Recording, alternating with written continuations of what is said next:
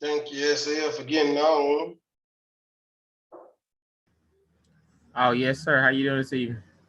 Oh, going, gone. Yeah, just been busy. That's all. Hey, that's all you can do, sir. That's all you can do. Keep working at it. You'll get to that goal. Absolutely. Um, I'm not gonna hold you long. I'm gonna go ahead and start in a second. I'm trying to send something out real quick. Um, how's your day going? Oh, I got no complaints, bro. I'm like you, still working at it. It's all good. Yeah, I'm sure that got some people trying to figure out. I mean, the email went out, but I started back emailing. Um, don't know what the deal is, but it is what it is. Thanks for timely, because people like you, huh? Well, sometimes it take a while to get logged on because it took me a few minutes because I went back to my previous one. It took me somewhere else, and I was like, you know what? Every time I had to fight to get that joker back lined up, but I get it. Man, that ain't cool. I got to figure out what the deal with that. Then I don't like that. Need y'all. I mean, even with the email, you got the new email, right? I didn't check my email. I won't lie to you. I just got it programmed in my phone, and my alarm goes off, and I log on. Let me look at your phone. Let me look you up in my text message right quick and make sure you got the right one and cut and paste and put on your own phone. All right. Thank you, Vincent, for getting on. All right, got Mr. Tremaine getting on. I'm gonna give people about maybe 1 or 2 more minutes, and then I'm just gonna go ahead and go with it. I did start back sending the emails out. I'm trying to build up the team again. I know I died out on the email sending out only because I had my reasons trying to hype up some other events and moments. But I do have something I want to talk about, and I think it's pretty good. And it's worth talking about. For the most part, everybody get on these calls and everybody interested in real estate for some reason. And real estate is definitely a way to make money, right? Definitely a way to conceal money for a long period of time. It's definitely a way to help others to get nice things, stay in nice things, and secure your investments. I literally tried out stocks, guys. I tried out stocks. Stocks are not fun.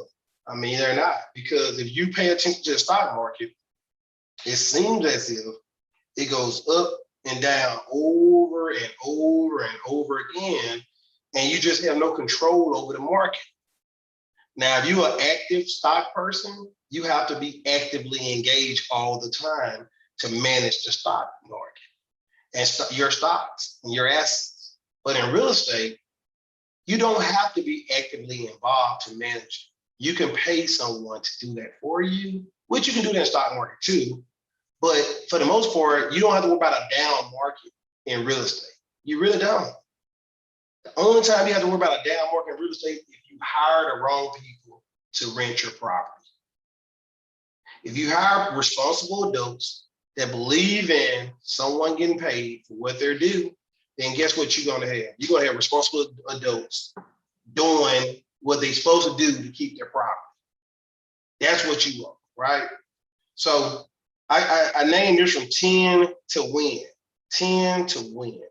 Why did I name it 10 to win? I'm saying give it 10 years. Give it 10 years of doing this, and you really can win. We all make money at a job, at our job. We all doing something that we wanted to do, and we decided to do that job for a reason. It pays the bills. It's satisfying for most. It's nothing wrong with your job. You just want a way to make your money keep making money. So you have a savings account and you put your money in the bank. Okay, the savings account. Oh man, I got paid really well with my job. My savings account is over 100 grand. Okay, are you just gonna keep saving money, or you want your money to make more money, or you want to invest some of that savings into something that's gonna make more money? Or maybe you have a mindset before you even start saving to 100 grand, like, hey, look, I got 30 grand in the bank. 30 grand is good for me. I mean, if something happened today tomorrow, that'll bury me and they can pay off a couple bills for my family and they can get the life insurance I got and pocket that money or what have you. So I don't need more than $30,000 just sitting around in the bank for a rainy day that never comes, right? So then you decide that, hey, instead of me saving so much money, I'm gonna go ahead and invest my money and make my money make more money for my grandkids and for other people. That's what I'm gonna do. I'm gonna go ahead and invest my money. So when you start investing your money into a rental property, over 10 years, if you do so, like you're gonna start with one. If you have success with one rental property and you're a great landlord, or you're a great property manager, or you're a great person that somebody want to work with, guess what's gonna happen? They're gonna go and tell other people about how good you are and how great you are and how you keep the houses up and running, how you're better than the next man next door or the next woman next door. They're gonna bring business to you. Before you know it, probably gonna have 5 to 10 houses. Right? And then all of a sudden, when you start making a little bit of money and profiting a lot of money over a duration of time, again, your bank account don't grow. And you don't want your bank account to just sit there and let that money sit there for the bank to lend your money out. So what you gonna do? Well, I need to reinvest some of this money into another property, or another deal, another investment. Or maybe I want to do fix and flip. Maybe now I want to do a couple you know what I'm saying? I want to lend my money out to a private lender and let somebody else, do their thing that they're professionally doing, and I make money by doing that. That's what happens after a while, right? Because you made some money and now you got more money coming in, and now you're living better, you're growing, you keep getting more and more. So now you're trying to figure out, okay, well, what I need to do. So I'm not going to talk about all those examples. I just wanted to kind of water you down and give you examples of all the different possibilities. Now let's talk about one property. Let's not even worry about 10. Let's get to one, right? Let's get to one. So let's say we buy one property for $45,000. $45,000. The property costs $45,000. The mortgage, the monthly, you're going to rent it out for $500 a month. This is just one example, $500 a month. You're going to rent it out, right? You bought it, you got a mortgage on this for $45,000. The mortgage note is $200 a month. The taxes, $50 a month. Insurance, $50 a month. And miscellaneous expenses is going to be $100 a month. So altogether, you're saying $400 a month expenses coming out of your pocket, right?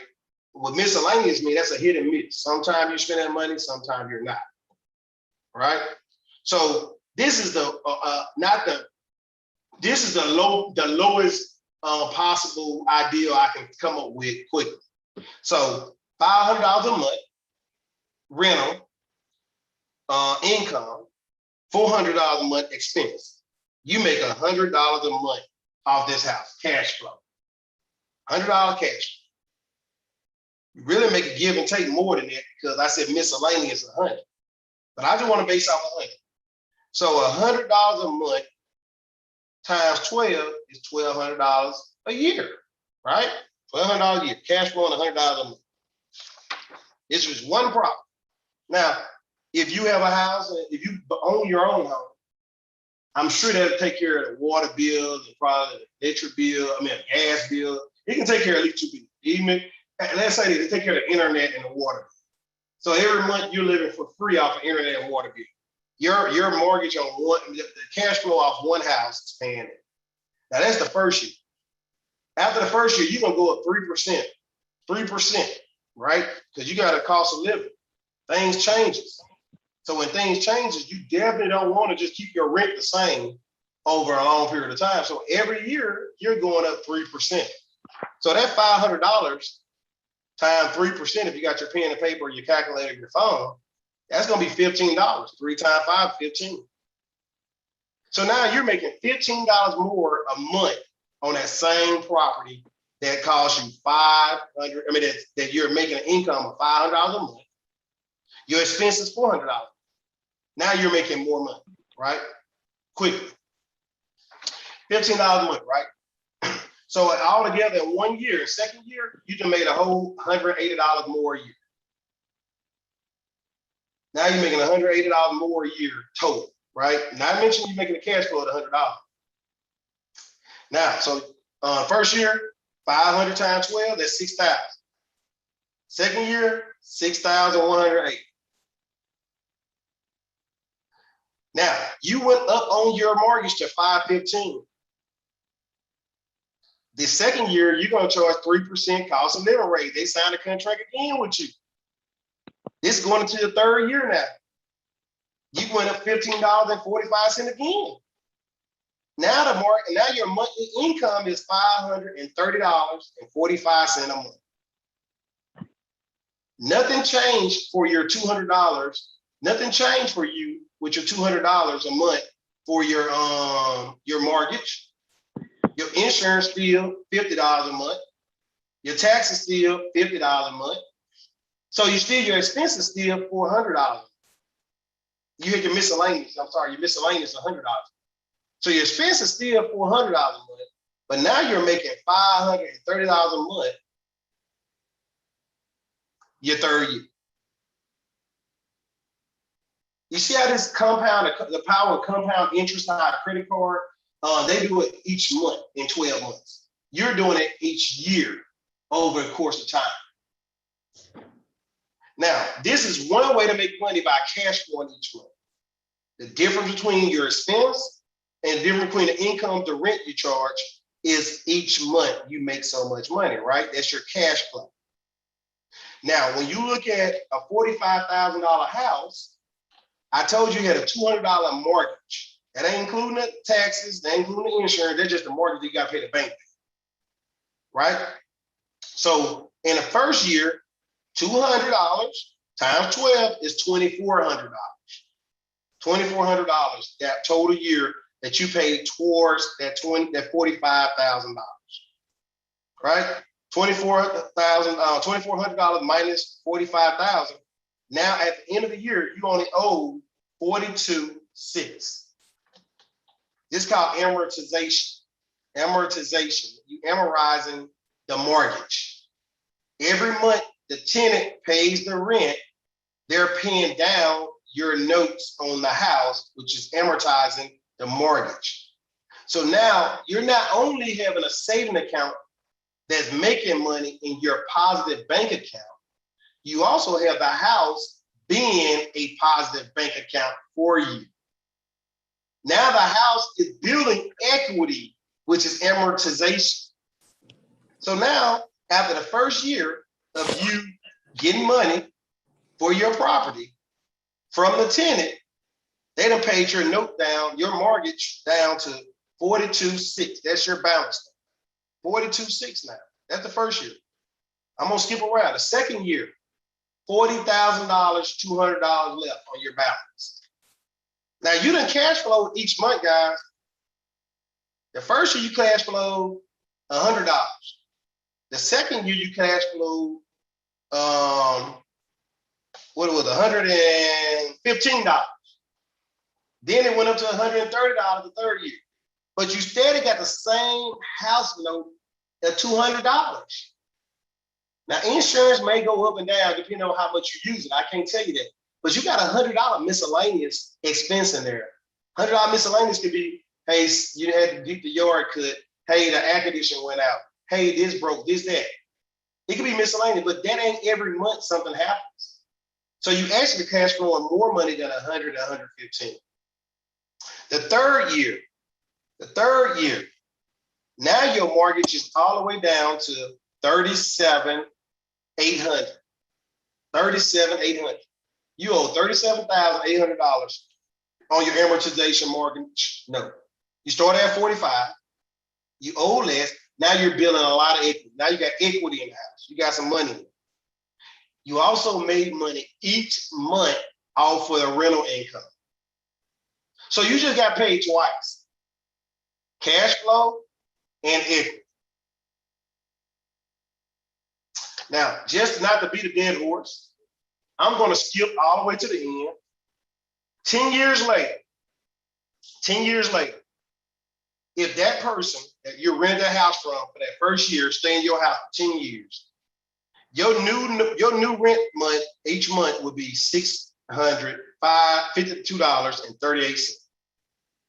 $152 more a month that you'll be making off that house.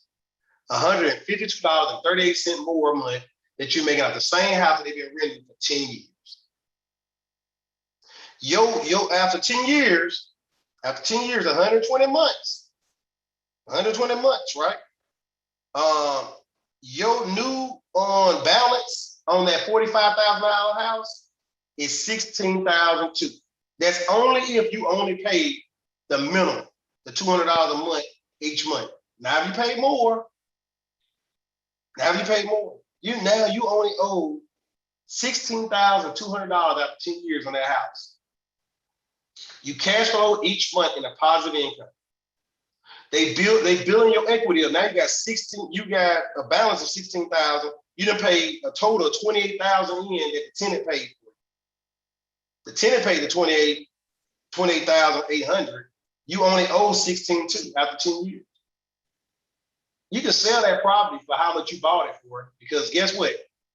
As the years goes, houses, if you keep your house up and doing small little maintenance on that thing, then your house is going to hold its value or it's going to increase it, depending on where you're buying it.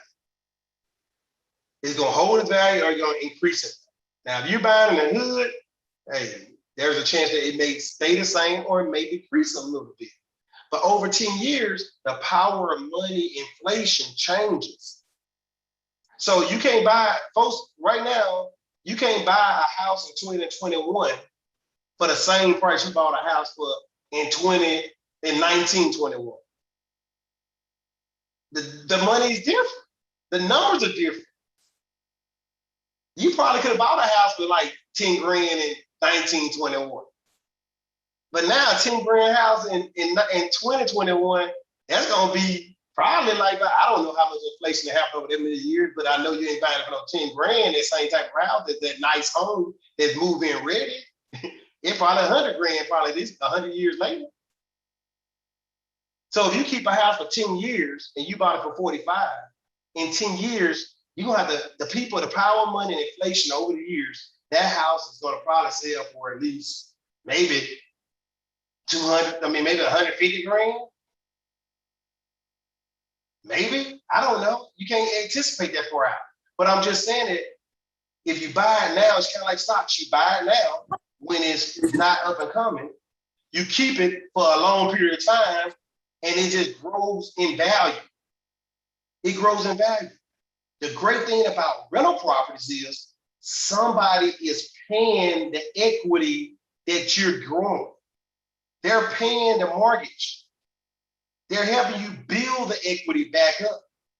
So there's only one property that we're talking about right now. We only talking about one property that now you only owe $16,200 on, $16,200 on, and you can sell it for the same price you bought it for, and you cash flow it every month and make all your money back into it. Plus, you cash flow it every month. Now that's just one property. How many properties you want to get? Because over the time, as you make money, you put money in the bank, you're not going to want to see your money parked in the bank so the bank can keep giving the money out and borrow it out. You're going to want to buy more property. You're like, okay, I'm cash flowing each month and they paying my loan off. And don't let COVID-19 or something like this happen where the bank says nobody buying houses, they all stuck in the house, they staying where they at. So we're going to drop our rules or our interest rates, or we're going to drop how much money you can come to the table with, or we're going to change stuff to get you to start buying. And you got all this money stored up in the bank, or you got all this equity in your house. You're going to borrow against the equity to go buy you more houses.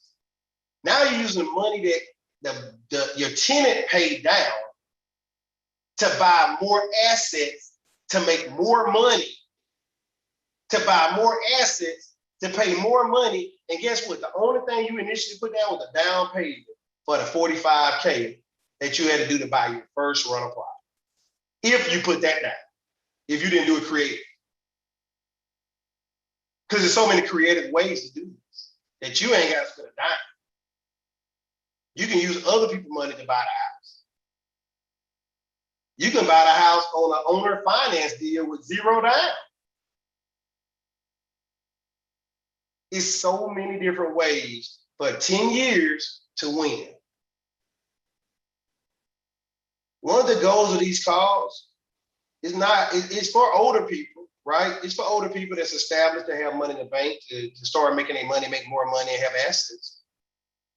But it's really, I want to gear this call, and I hope that you would want to do the same thing towards that 18-year-old, 19-year-old, that 20-year-old that's going in college, that just graduated from high school, they just got their first job, they're just working a trade, and they don't know that they're making money that they never made before, what to do with it. They just making the money and don't know how to pivot and say, hey, I want to invest some of this money into some asset that's going to keep making me money. So in 10 years, I decide to stay on my job because I want to stay on my job, not because I have to stay on my job, not because I'm waiting for a pension, not because I want to depend on the government, not because I want to retire from this job. I'm working because I want to work and I want to make extra money from the job that I love to do. Not that I have to because, you know what, I hate this job, but you know what, it pays well. No. Once you start making some good money and once you save your bank account up for a little bit of nest egg, just in case something happens, let's start buying assets. That's why I want to teach the 19, 20-year-olds that's coming out of high school, that's going straight into college. Stay at home with your mom, stay at home with your dad, go to JUCO college, I don't care. But use the money you're making for your job not to live and buy rims, buy Jordans, to buy the new throwback jersey, not to buy, but invest that money to asset, and the asset pay for your throwback jersey, pay for your Jordans, pay for your nice cars, your nice wheels. That's what I would like to teach them, if that's what they want. Oh, you know what? Oh, at 25 years old, I'm going to Dubai. How are you going to Dubai? Man, I got a rental property that net me $200 a month. At the end of the year, man, I got enough money that paid for my trip to Dubai. That paid my trip to the Bahamas. That paid my trip to Hawaii. That paid for, you know what? My mom and dad, them, you know what I'm saying? They never went on a real vacation. I told them to take off a week. I'm gonna send them on a vacation. 25 years old.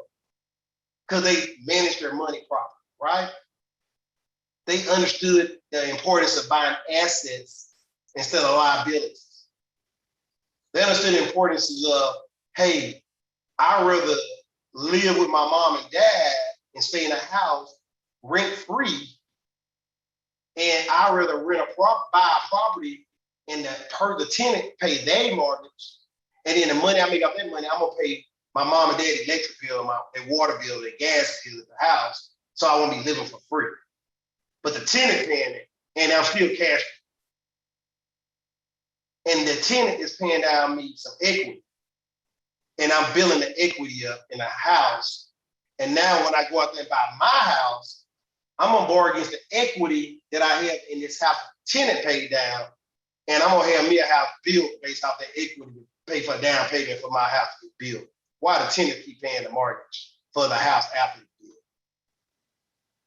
That's why I hope anybody on this call will want somebody to learn at the age of 19, 20, 21, 22, you know, in the early 20s. So at 30 years old, they can retire based off of their money and not have to work another 10 years for a job that they saying that, you know what, you slowing me down. I can make more money working for myself, or I can do this 5 more times and I can get, I ain't got to worry about that in 10 years more working with you for a 20-year retirement, for a partial retirement.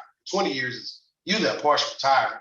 25 years is a little better. 30 years, oh, you get a full retirement. But damn, I'm 60 years old. I haven't lived. I worked for 30 years. Come on. I need everybody on this call to start reaching out to somebody younger and say, hey, it's a better way. It's a smarter way. Hey, learn from my mistake. I don't mind. I love my job. I don't want you to hate your job. I ain't telling nobody to hate your job. But if you're dependent on a job and not dependent on you, then you got one net income, right? You want to have multiple sets of income. So one would be an asset that you obtain that keep on building your assets up. I used a couple of examples that I know that people like. They like vacation. They like nice cars. They like nice clothing. So I just use a couple of examples. Some people don't care for none of that. That's fine. Some people just want to go to nice football games and spectacular events and entertainment. That's fine. Some folks, I mean, to each his own. I'm just trying to do something to enlighten somebody to say, hey, look, 10 years in, and I don't care if you are older, 40, 50, 60. Hey, if you ain't at retirement, you ain't gonna retire. You got 10 years, you can do this type of stuff and you can be done.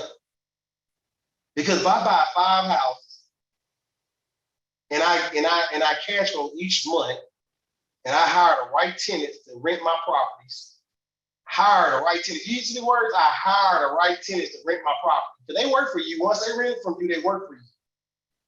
And they pay that mortgage down. And I sell a house to them because they've been staying there for 10 years. They just like the people that work for 10 years. Why move now? Why change now? Why go to a new job now? Why quit this place now? I've been here for 10 years. Hey, y'all, why don't you buy the house from me? I'll sell it to you for the 45 that I bought it for.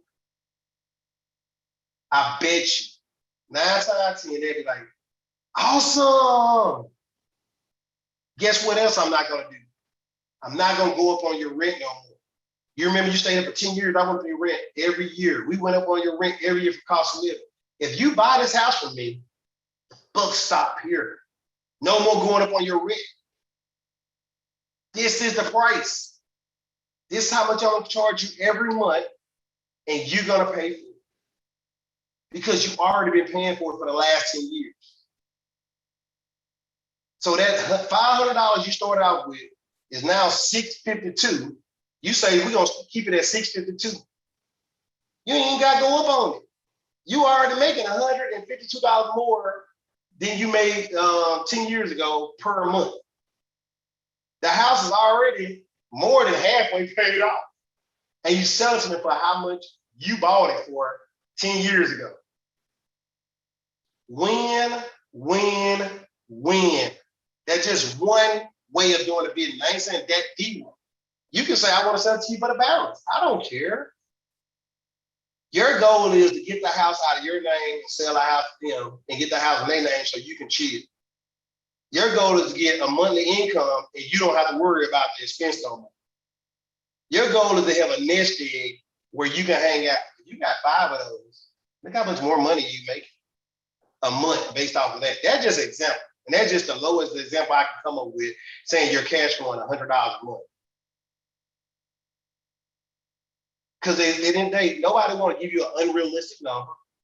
At the end of the day, I don't want to tell you, hey, you rent out a house for $1,000 and your note is only $200 a month. Your cash flowing $800 a month. I ain't trying to hype you up. I ain't trying to give you no false sense. And that does happen. But guess what? That happens to people that know what the heck they're doing. That come out from people that either know what they're doing or they don't mind messing over somebody. Realistically speaking, if you're making $100 a month starting off, cash flowing, you're doing really well. If you're making $50 a month, cash flowing, you're doing really well starting off. Over time, and you get experience and you know how to buy houses at the right price and in the right neighborhood, in the right community, and you know how to hire the right people, that's when you start making the $250s and the $300 a month cash or more. Because now you know what you're doing. You know how to vet people. You know how to vet your workers. You got a team of people that can help you with this property. You have property managers in place doing their part. Now you establish. Yeah, that's when you start making that type of money. Right? So realistically speaking, when you first start, $50 to $100 a month, you win. $100 a month, you're winning. That's just my opinion. That ain't a fact. That's my opinion. It's just me throwing a good number out there for to let you know if you got a good deal. If you go up on your rent every month, let me do this too. You go up on your rent every year, you're good. If you charge late fees, that's extra. I ain't counting that. That's extra. Late fees, yep, that's extra, right? So that's the minimum you're making is $100 a month. So the number can be higher and higher and higher. So all I'm asking you all is to think about what 10 to win means. Share that message with many young adults, many middle-aged adults, many older adults. I don't care. Share it with everybody. But I definitely would like you all to start inviting younger people to these calls. Send the message out. Go in your email, copy the link, stick it on your calendar on your cell phone, on your iPad, on your note phone, whatever you got, add it to your calendar. Forward your calendar invite out to other people. Start inviting in some younger people that's interested in how can they retire into. How can they retire into? That's what we're really teaching through real estate, right? Or through other strategies. And I'm saying team. We all know that everybody perform different. Some people can hit some hitters and retire at 5 or 3. Some people can hit it big and know what they're doing right back and get the right people. And some people are paid for coaching to learn how to do this better. And they can be like, well, you know what? I can move a lot faster in 10 years, son. That's just too long. But I'm just throwing a realistic number out. 10. That's realistic. That's attainable. Even if you get off path, you still get back on path. And that's just a number. Because it all depends on how aggressive, how interactive, how engaged, how educated, the circle you hang around, how fast you will move. You are the net sum of the total people you hang around. If you hang around people that's negative, you're gonna be what? Negative 9 times. You hang around people that gossip, you're gonna gossip. You hang around people that's positive, you're gonna be positive. If you hang around broke people, they're gonna help you be broke because they're gonna beg you, and even if you got money, they're gonna beg you to death. they're gonna tell you to invest into their hopes, their dreams, and they're gonna drain you. If you hang around people that got a little bit of something, you're gonna have a little bit of something. You hang around people that's wealthy and have a lot of something, then guess what they're gonna do? They're gonna teach you how to be wealthy and have a lot of stuff. And the conversation we'll have is gonna be that type of conversation. Because birds of a feather flock together. So sum total the people you add around. If you're around 4 other people and you the 5th one, you add up what they're talking about. 9 times 10, that's what you're gonna be a part of. So I'm asking you all to keep on growing this. Let's grow this thing back up. We're willing to recommit for a while to growing it, to seeing where we at, rejuvenating. Hopefully, sometime around about January or so, we start another coaching group. Hopefully, around about January or so. We're working with my coaching group now that we got in place. We're working on it. We're doing well. We're learning a lot together. We're shaping this venture. We're trying to create actual literature and create actual way ahead outlines. And we're using real life situations to tame what we're doing. That's what we're doing right now with the coaching class. And I died out on sending invites out to this, just to be transparent, because I'm a pretty honest guy and spoken. I died out on doing that because I gave them more energy. And I said, whoever get on these calls, because they should get on the calls anyway, be in the coaching group, right? So that's why I died out. Now I'm trying to pick back up because it's time that, we learning a lot. Now my confidence is growing. Joe's confidence is growing. Our confidence is growing, the people in the call. And I definitely see money coming soon. Ching, ching, ching. Right? So now it's time to grow this back up so that we can have a group of folks that can hear the stories when these guys start being successful. And they can hear from real live people. and then we go forward with the next coaching group. That's my hope, my desire, my goals. That's the ambition I got out there for everyone. And everybody else that want to join, they can join in, and then we'll do one more, wholesaling deal. Then after that, we'll pivot. We'll start doing rental properties and teaching folks the rental game, the original business, right? So the first group was to learn from and to help them, and we all learn together, learn, earn, and return, right? Learn, earn, and return. And then the next group is going to be, hey, this is our real test, because we're using real live experiences that we use for this group. And we use stuff that we had in place, and we're going to keep on shaping this thing. And then we're going to really see a quicker return on investment, a quicker return on everything. So that's the goal, guys. And I'm just transparent. I like to put stuff out there. I know some people say you shouldn't tell everybody everything, and that's true. But I'm just trying to help everyone to understand the big picture and the scope of what we got going on. That's all I have for y'all. It's 9:37 on my end. I'm gonna open the floor up for questions, concerns, answers. Anybody want to follow on what I put out there? Or, what's your thoughts? It's open. I just want to say I appreciate your intellect on this. One thing I'm thinking about is when you say the 10-year plan, and I know that that's probably gonna scare a few people, because that's a long-term plan, and most people like the instant microwave type stuff. Like you said, they thinking 10 years too long, but I can tell you 5 years go by real fast. So you got to stay focused on those investments, and just want to tell you I appreciate what you're doing. Thank you, brother.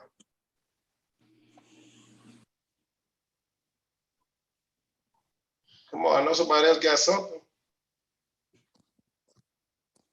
Yeah, I just wanted to say it sounds like a good idea. I wish I would have knew about it 20 years ago. I was one of the ones that were buying rims and music and Jordans. Thank you for your honesty. Yeah, LT, I think we all did that. Spend the money where we shouldn't be spending instead of investing. We weren't taught that way. So we want to taught to invest. We started to spend, go to school, get an education, buy a good house and a car. We never taught to start a business. So that's why we went wrong. But like I say, you learn along the way. And it's a good process the way you say a 10-year plan. Of course we want it now, but you got to start somewhere. So good plan. Yep. And with those three comments, I would say, remember what I said. It's 10 years with your job. You already working a job. You're using the money from your job to invest into an asset. They're gonna keep on giving you a return on your money. So this ain't including your check from your job. You're still making money on your own job. You still got the benefits. You still got the health insurance. You still got the life insurance from your job, the group buying. You got everything from your job still. This don't take away from your job. Nobody. That's the most important thing I want to make sure I'm clear on.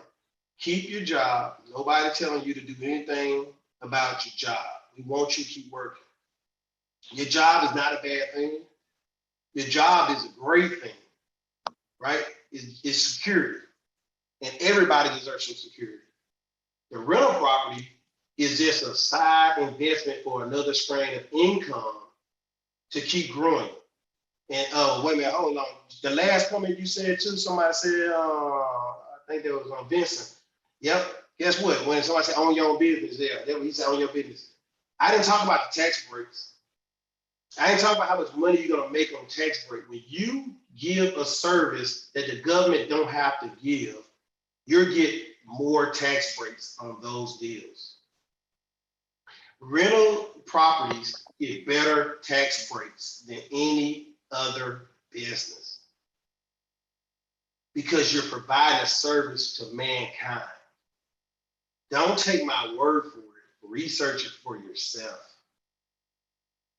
I'm telling you what I know to be true, but I want you to fact check it to be true. So, that's my conversation piece for you.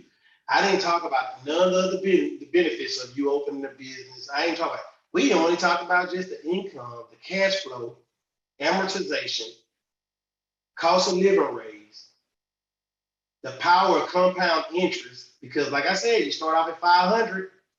The next year you put 3% on that 500, that's $15. That's $515. 3% on that 515, that's $530. That's the power of compound interest. The power of compound interest. You going up every year 3%. Cost of living raise. Inflation goes up every 3 to 5 years. You ahead of inflation. I mean, I can go on.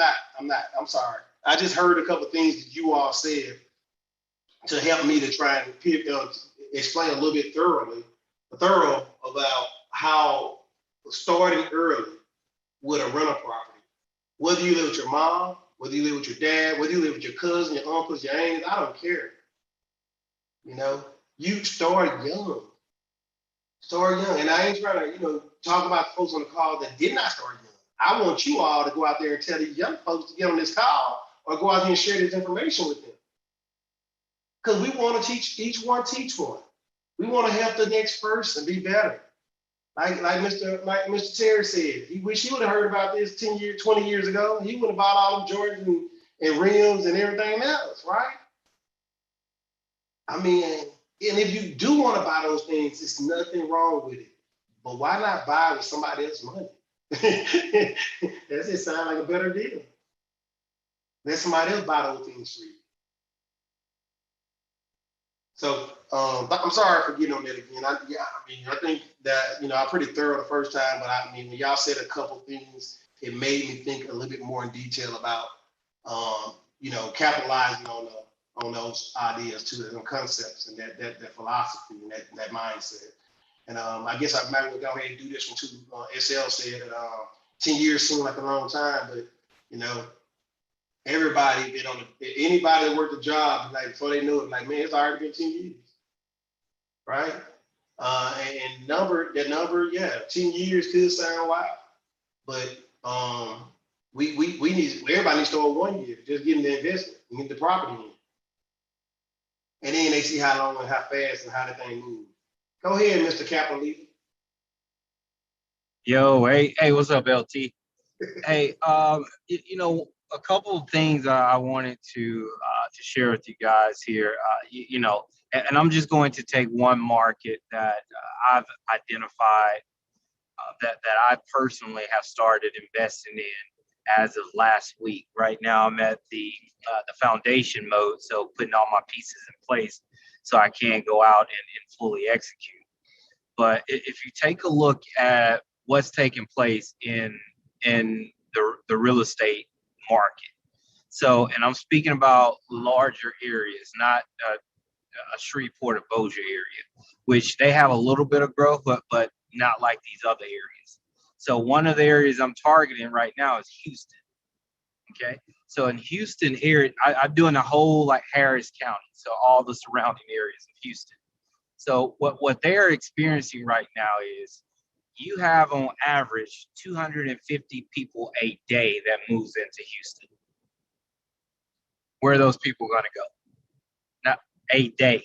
Not only that, you have on average 150 new childbirths per day. Where are those families going to go within the next 5 to 8 years? If they're in an apartment and they're expanding their family, eventually they're going to want to transition out of that apartment into a home because they need more space, right? Would you guys agree with that part? Oh, can you guys hear me? Yes, Joe.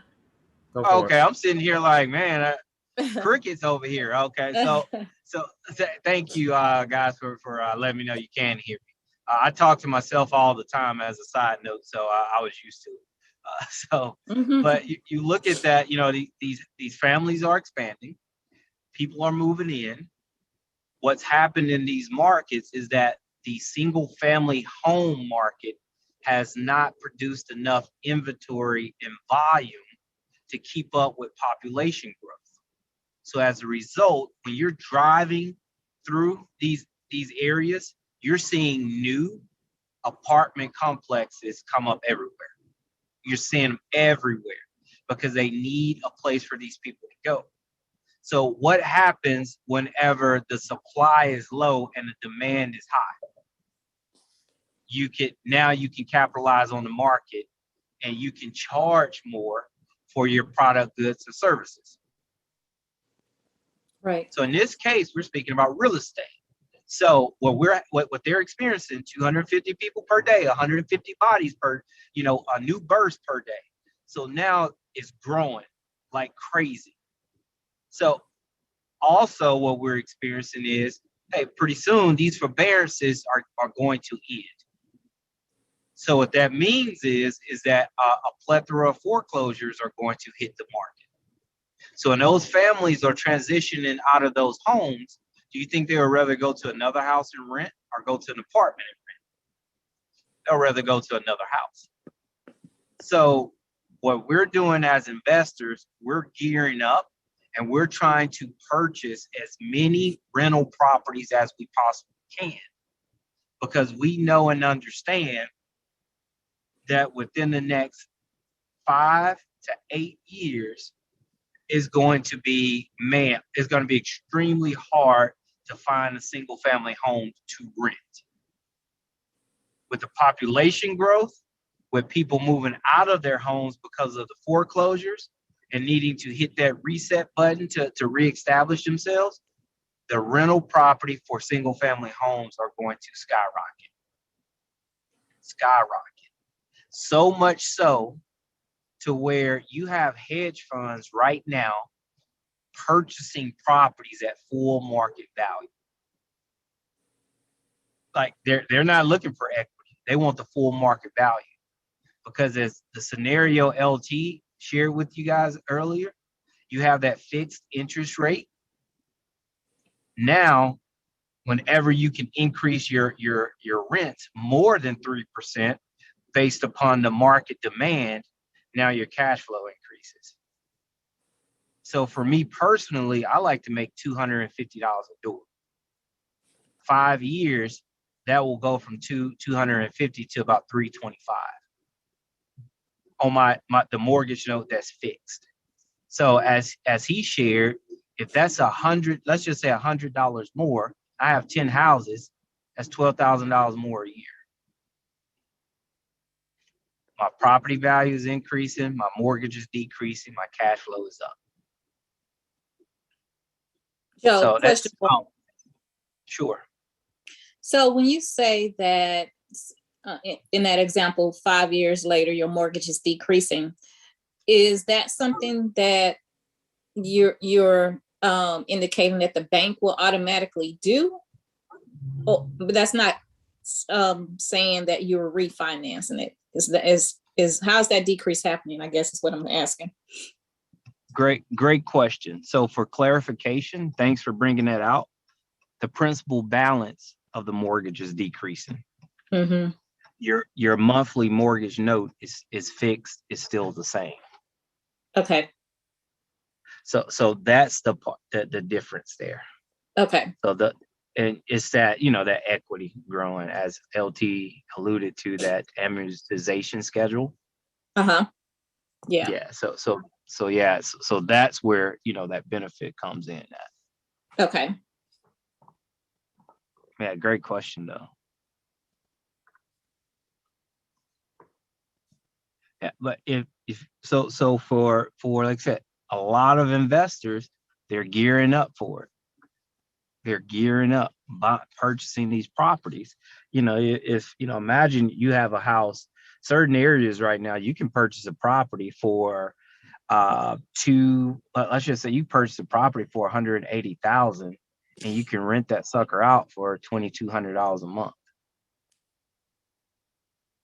And on a $180,000 house note with taxes and insurance included, you're probably around, depending upon where you're at, $1,500, a good ballpark. Probably less than that in Shreveport. Oh, right. With the Yeah. taxes and insurance. Yep, you go way less than that. I just closed on a deal at $140K with 3% interest rate and the payment was like $750. So, I mean, these interest rates are really driving down the mortgage payments. You can get way more house now for the money that you're paying than you could 2 years ago. Yeah, So you're it's right. opening a lot of doors for people to be able to buy now and get something more to their liking in a higher price point than they could have a long time ago. And I was actually just looking at some properties in Texas this weekend, and I'm seeing exactly what you're saying. I was looking for properties in Addison, Texas, and I had the price point set at about 230, 240, somewhere around, and nothing was coming up. I'm like, well, damn, how much let me go up a little bit more in price point, and nothing was coming up. I'm like, okay, shoot, wait a minute. So I took the price out altogether. There were literally like less than half a dozen properties even on the market. I was like, you just can't get in this neighborhood. There's only like 3 properties listed, period, to choose from right now today. Now, it's the real estate market, so that could change by this weekend, or it could change by next weekend, but it ain't gonna change by much. You might have 2 or 3 other properties pop up, maybe 5, but it's not gonna do a drastic change where, okay, now you got 20 properties on the market in this neighborhood.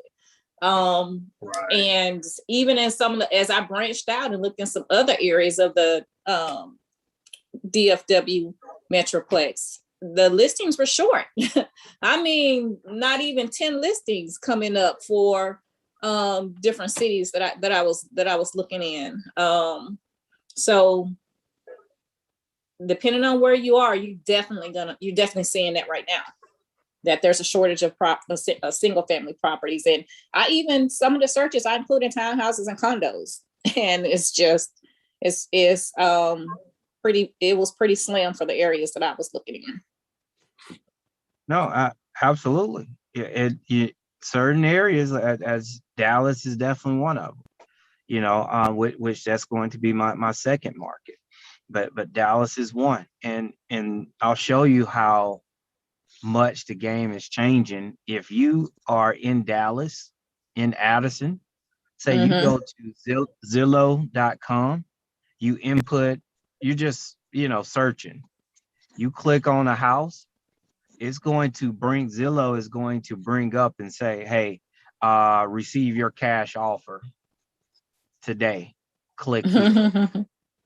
So hey, I don't want to deal with inspections, I don't want to deal with repairs, I don't want to deal with it, I just want to get my check and walk. Done. Zillow, they're paying you full market value. Value. So my house, I looked up my personal house, and I'm in a hypermarket. I looked it up, and sure enough, they're offering me $400,000 for my house. Now, granted, which is a lot more than what I paid for it. But granted, if I put it on the market, I can get more money. But I also have to deal with showings, have to deal with inspections, potential. You can sell now damn near as is, in these type of markets. So, but I have to deal with these things. But hey, Zillow, they're like, boom, hey, look, I tell you what, the commissions and things you're gonna have to pay out, you don't have to worry about it. We're not gonna go up to 440 or whatever. We're just gonna go ahead and pay you $400K for it right now. And so we as investors, small guys like myself, I have to have strategies and plans in place to where I can get my slice of the pie. I want to get my slice of the pie, and it's there. It's there. Last month I had one closing. Last Friday I had a closing. And these are off market deals. So now I'm dry. I'm like, shucks, I need some more closings. So how am I going to get these closings? Hey, I have to, develop new strategies in these hypermarkets. to be able to achieve that. So, but that's just something to think about when it comes to the rental property field. The next couple of years, Shreveport Bossier is a smaller area, but because it's a smaller area, you're still going to the demand for it is going to be slower. But with that Amazon plant opening up with 1,000 new jobs, that's going to put a lot of people in that area to where they can pay $1,200 to $1,500 a month for rent. So think about, at one point the hot spot was $700 a month. Now, when its new job opens up with 1,000 plus new jobs, those people will be able to afford $1,200 to $1,500 a month. So look at that. So those properties in that ballpark, take a look right now on Zillow and see how many properties are available in that price range in Shreveport and Bossier. All together, maybe, I'm just guessing here, 15, 20. Look at that demand that's going to come in 2021. So that's another one of my areas I'm gearing up for.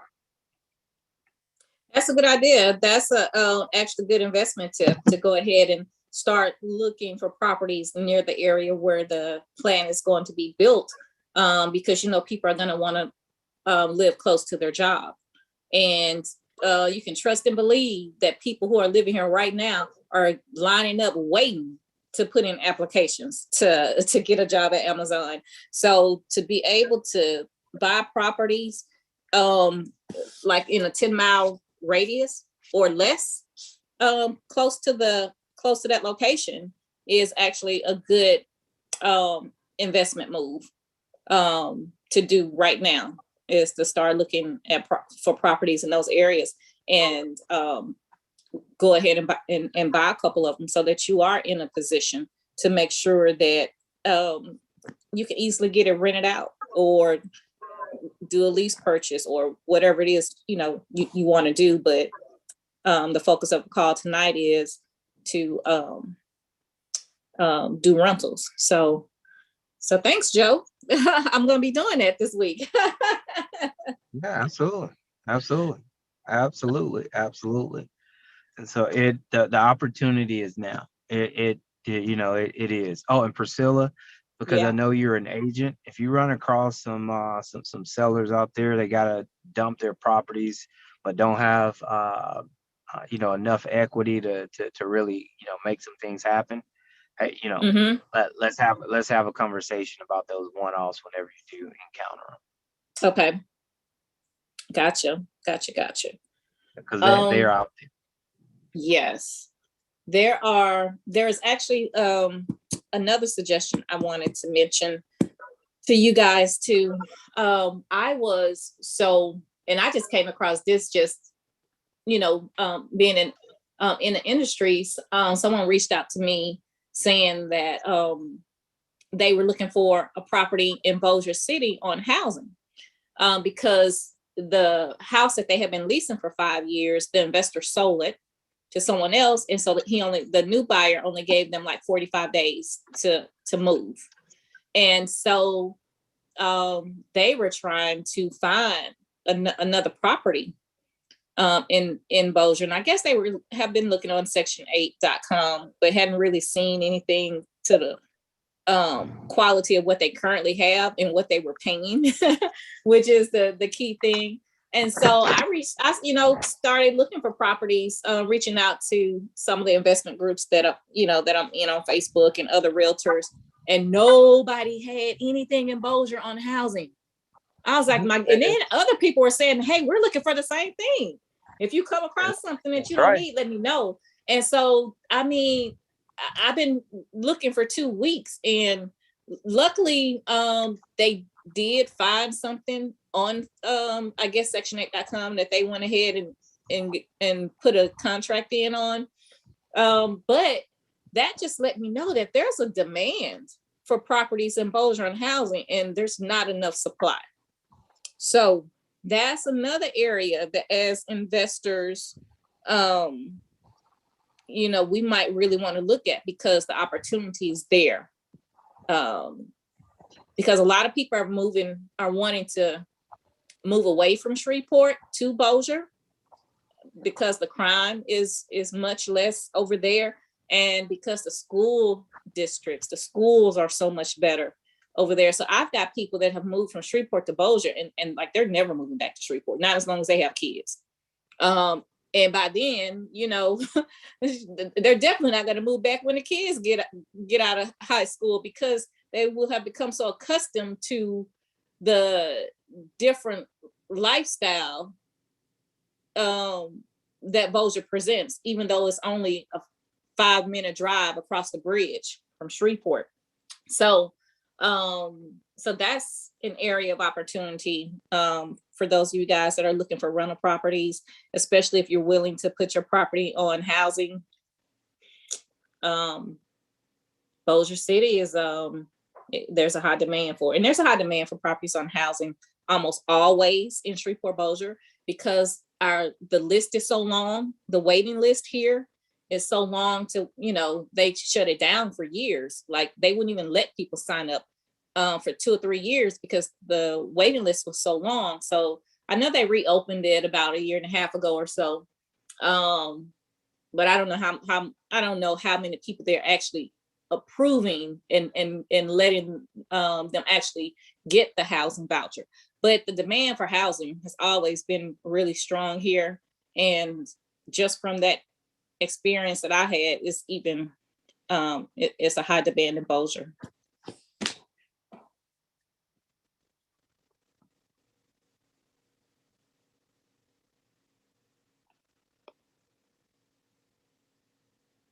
Hello, can y'all hear me? Quiet. Thank you. I kind of let y'all, thank y'all for the input, and thank you for sharing, Joe and Priscilla, and basically piggybacking off each other. And that's definitely what this is about, for to make everyone kind of understand the concept, hear realistic conversation, and real ways that you can win by doing this stuff. So it's not a hard gig. Is it hard work? Yes, it is hard work. Yes, it takes a little education, but you start off doing it and you develop the education as you go, unless you decide to invest into someone to help train you, teach you, and coach. That's it. I mean, but in the day, even if we're training and coaching, you still got to learn some lessons your own. Anybody that plays sports on here learn. The coach is right down the sideline, but some things you get to learn for yourself. It's just how it works. That's how life is. Nobody, parents can tell you everything to do and get it all right and stop you from making your own mistakes, right? And that's what coaches do. We basically assist, we guide, we work with you all, we push you all, and we hope the best. And we hope that you listen and take action. So thank y'all for your time. It's 10:04. We're a little late. I guess we're an hour on with all the people that came on a little late. Jokes. But let's be prompt. Let's be on time. Thank y'all for your night. Thank you for your time. Thank you for your input. Thank you for you being you.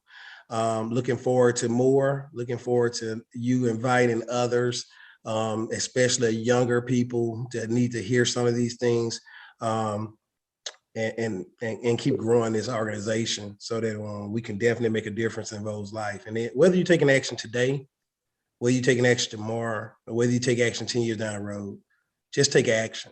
I mean, of course, we all want everybody to take action now, but guess what? Sometimes some of you need to cook a little bit longer and bake a little bit longer and sizzle a little longer and barbecue a little longer, before you decide that, hey, it's ready to eat. So go at your speed. I'm not here to make you go at my speed or Joe's speed or anybody else's speed, but please go at somebody's speed other than your own thoughts, because your thoughts going to keep you from doing anything. It's going to paralyze you. So hey, do what you got. I'll say one thing to that effect for the people on this call tonight.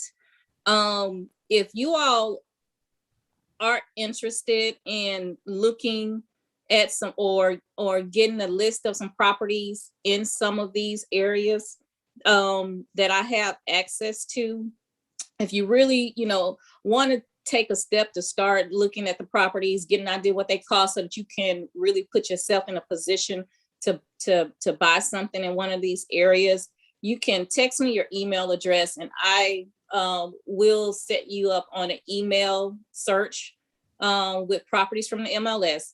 And I understand that they may not be in your price point, but you'll be surprised. There are a lot of properties in the MLS that, you know, might be $40,000, $50,000, $25,000, or that you could still potentially buy, and it'll make a good investment property, especially in this market when everything is higher than it normally is anyway. Those off-market deals are going to be harder to find. But if you do want to get started by at least looking through some properties and starting to try to figure out, you know, what your price point is going to be, what area you want to be in and stuff like that. If you text me your email address and communicate with me what you're, you know, looking for, what area you want to be in, then I'll get you set up on that so that you'll get the emails and you'll be able to see all the property information and details and stuff like that. It might take me a little time if I get quite a few people that want to do it. And I usually will set stuff up after I get off work in the evenings or either on the weekends.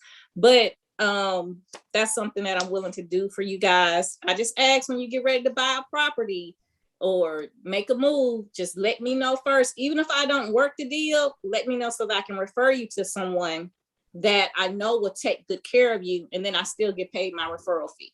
But if you're interested, you can text me 318-605-1120, or you can email me padams@kw.com. Outstanding. And for those who didn't get that right out the back, if you got my number or whatever and you message me, I'd make sure Priscilla get that information as well. And I think somebody put some in the chat box. I was actually just putting my email address in here for you guys. Let me see. Let me put my number up here too. Yeah, if you email me, text me and let me know, because I got about 4 emails. So I take turns checking them. So it might be a minute before I see yours unless you tell me that you sent it. Absolutely. No, we appreciate that.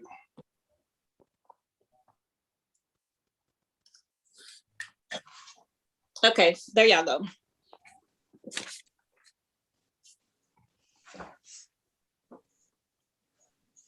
All right, guys. Yeah, I got it. It's in the chat box. If you can't do nothing else, take your phone out, take a picture of the chat box. The chat box is found at the bottom of your screen. Now, if you're on your cell phone, you gotta do a screenshot. And then if you're on YouTube, you have to do 318-605-1120.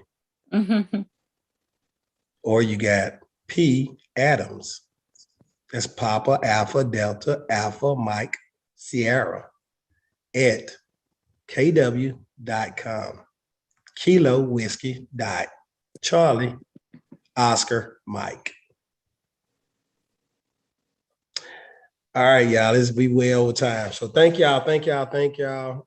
Anybody that want to volunteer for teaching next week? I mean, I'm on my own. I got my mindset that, hey, I'm talking about retirement goals for everyone, you know, and that's what my new thing is. This is a way for retirement. This is a way to stop working, or this is what have you. But I mean, I want you to continue to work. I definitely have to pivot on that message.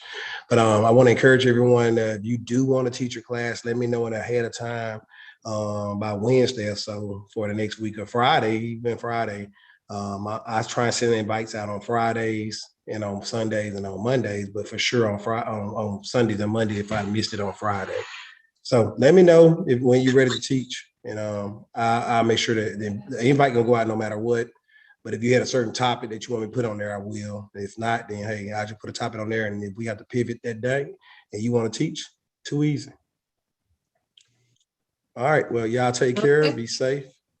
Good night, everybody. Thanks, Good night. LT. Who up? I just said thank you. Thank you. Thank y'all. Y'all take care.